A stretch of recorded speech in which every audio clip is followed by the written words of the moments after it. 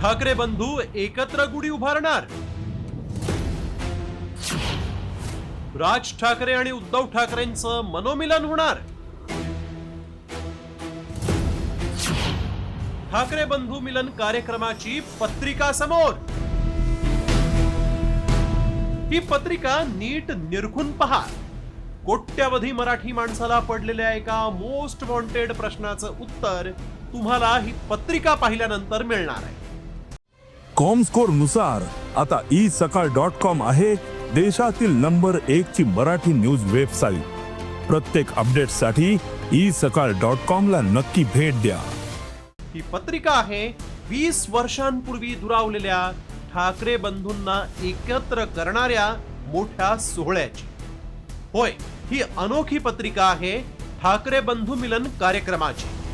मराठी माणसाचं नवीन वर्ष यंदा ठाकरे बंधूंच्या एकत्र येण्यानं साजरं होण्याची शक्यता आहे. कारण गुढीपाडव्याला मराठी सेनेनं ठाकरे बंधू मिलन कार्यक्रमाची तयारी केली आहे.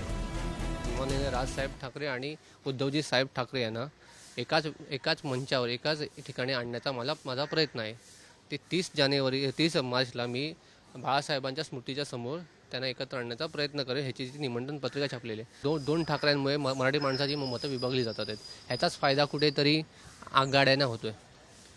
माझं एक म्हणणं आहे, दोघं एकत्र आले तर निश्चितच मराठी माणूस कुठेतरी सन्मानार्थ आपण जगताना मुंबईत तरी बघितलं जाईल.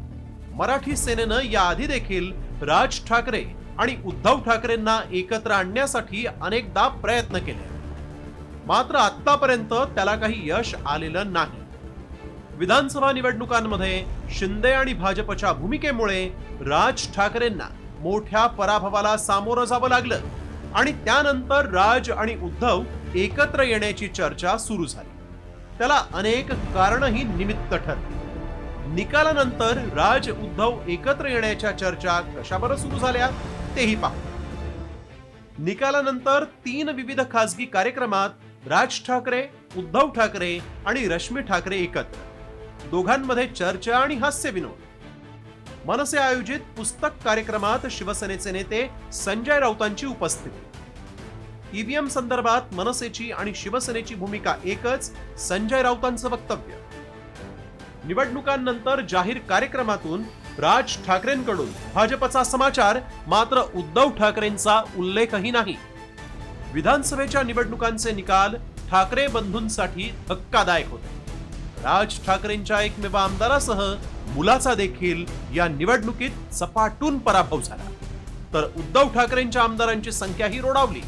दरम्यानच्या काळात राज ठाकरेंची भाषा बदलली. त्यामुळे मराठी माणसाच्या हितासाठी ठाकरे बंधू एकत्र येणार का आणि नव्या राजकीय समीकरणांची नांदी होऊन आगामी महापालिका निवडणुकीत मनसे आणि शिवसेनेची युती होणार का, हेच आता पाहायचं आहे. ब्युरो रिपोर्ट, साम टीव्ही मराठी.